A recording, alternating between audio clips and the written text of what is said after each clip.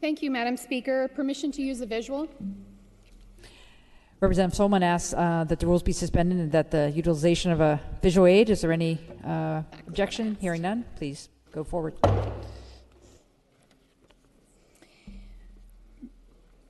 Alter Wiener was a Holocaust survivor. He was a father, he was a husband, an author, a friend to many, and an educator. He was all of these things in his life, and he was also a dear constituent of mine that lived right down the street from me, and I was lucky enough to know him. I met Alter Wiener years ago when I was on the Hillsborough School Board. My son Jordan, like countless other students, had met Alter before me when he heard him speak at his middle school. I remember when Jordan came home that day and he spoke of the visit and the impact that it made on him.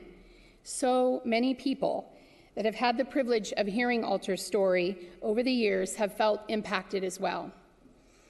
I like to remember Alter as an inspirational educator of truth. His painful lived experiences were shared with many young audiences across the United States. His hope that by sharing his painful story over and over, that this history would not repeat itself. Alter was concerned to learn from students that they had never heard of this devastating part of our history. Alter's determination was to make sure that it was part of our history was reflected in our curriculum, taught in our schools, and he would work tirelessly to make that a reality. I am thankful that Alter and a young lady by the name of Claire Saunowski, who was 13 when she approached her Senator Wagner, early last year to request a bill to address Holocaust and genocide education be taught in our schools. At the Senate hearing, the room was packed with an overflow room. A powerful feeling of positive change was in the works. Sadly, Alter was not there with us. His life was cut short in December in a tragic accident while walking to our neighborhood grocery store. Alter's lessons reached all age levels, from the young to the old, including 8-year-old Gabby. She was in 3rd grade at the time. She attended one of his many presentations. Gabby's mom, Stephanie, reached out to me to share this story. She wrote, "She listened to the powerful presentation, and at the end of the presentation, she had the courage to ask Alter, 'Are you still sad about your brother who died?' Alter's response was so poignant and beautiful. He shared, 'Life is temporary, but love can stay forever.' In his book, From a Name to a Number, he wrote, 'Nowadays we live in an era of automation, digitization, computerization of almost everything.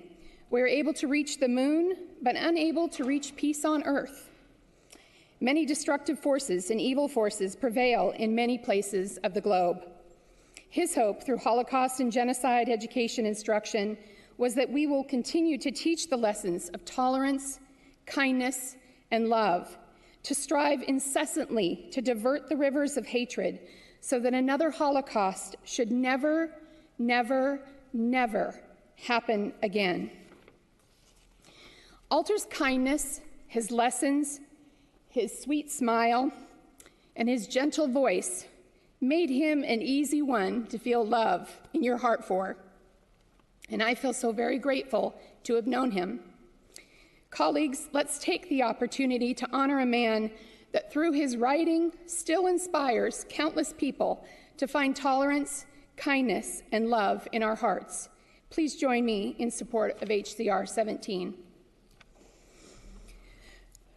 Whereas Alter Wiener was born October 8, 1926 in Szanów, Poland, to Mordecai Marcus and Pearl Wiener, and whereas when Alter Wiener was 13 years old, his father was murdered by German forces following their invasion in Poland in September of 1939, and whereas in June 1942, German soldiers gave Alter Wiener just 3 minutes to prepare and pack before deporting him to Blechhammer forced labor camp. And whereas in February of 1943, Alter Wiener's stepmother and stepbrother were deported to Auschwitz concentration camp and murdered. And whereas Alter Wiener was imprisoned in 5 different labor camps under brutal conditions over a 3-year period, and he said that he awoke every day not knowing if it would be the day he would be killed. And whereas Alter Wiener was a captive of the Graz-Moselwitz forced labor camp, a German woman jeopardized her life by smuggling him a sandwich every day for 30 days. And he later said, "Her kindness and heroism, her gesture I will never forget. It fortified my belief that people must be judged by their merits and not by their ethnicity. In the name vein, I shall never, not all Germans were active participant in the Holocaust." And whereas Alter Wiener had been a prisoner at the Waldenburg concentration camp for 9 months and weighed just 80 pounds when the camp was liberated by Soviet armed forces on May 9, 1945. And whereas after his liberation, Alter Wiener returned to Poland in search of his relatives and found only 5 cousins had survived the Holocaust and that 123 members had perished.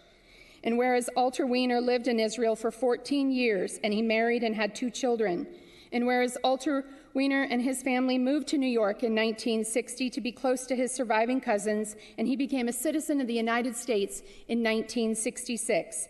And whereas Alter Wiener graduated from elementary school when he was 35 years old and high school when he was 36. And he received an honorary bachelor's degree from Warner Pacific University and an honorary law degree from Lewis and Clark Law School. And whereas after moving to Hillsboro, Oregon in 2000, Alter Wiener began to give presentations on his life story and his experiences during the Holocaust at Century High School in Hillsboro. And whereas Alter Wiener made nearly 1,000 appearances speaking at schools, universities, synagogues, churches, prisons, companies, book clubs, charitable events, and elsewhere to tell his story and spread his message. And whereas Alter Wiener received more than 89,000 letters after his presentations, mostly from students, with words of appreciation for his message of love, compassion, perseverance, and living life to the fullest, and telling him that he had helped prevent their suicide, to stay in school, to respect their parents, or to be grateful for what they had. And whereas in 2007, Alter Wiener published his memoir, From a Name to a Number, which was adapted in 2014 in an award-winning children's book by Trudy Ludwig, Gifts from the Enemy. And whereas September 2018, Alter Wiener told his story to Oregon legislators, appearing before a committee on behalf of a bill that would require education about the Holocaust and genocide in Oregon schools. And whereas Alter Wiener gave his final presentation at Lake Ridge High School in Lake Oswego, Oregon on December 5th, 2018. And whereas Alter Wiener's presentations helped educate many thousands of Oregonians about the horrors of the Holocaust, but also inspired his listeners to never lose hope and to have love for our fellow human beings. And whereas Alter Wiener passed away on December 11, 2018 in Hillsboro, and whereas Alter Wiener was preceded in death by his wife and is survived by his sons, Martin and Ron, daughter-in-laws, Elaine and Doreen, grandchildren, Allison, Charles, Jeremy, Frankie, Benjamin, and Jake, and great-grandchildren, Azrael and Samara. Now, therefore, let it be resolved that the Legislative Assembly of the State of Oregon, that we, the members of the 80th Legislative Assembly, celebrate the life of Alter Wiener, and we recognize and honor his contributions to the people of the state. And be it further resolved that a copy of this resolution shall be presented to the family of Alter Wiener as an expression of our sympathy and our condolences. And I would just like to recognize our guests today, Carol and Claire Sonowski, Stephanie, it's okay, you can stand up. Stephanie, Gabby, Livy, and Noah West, Marcel and Chanel Buck, Kelly Hill, and countless family members that are watching online live today because they just live on the East Coast and they could not be here. Thank you.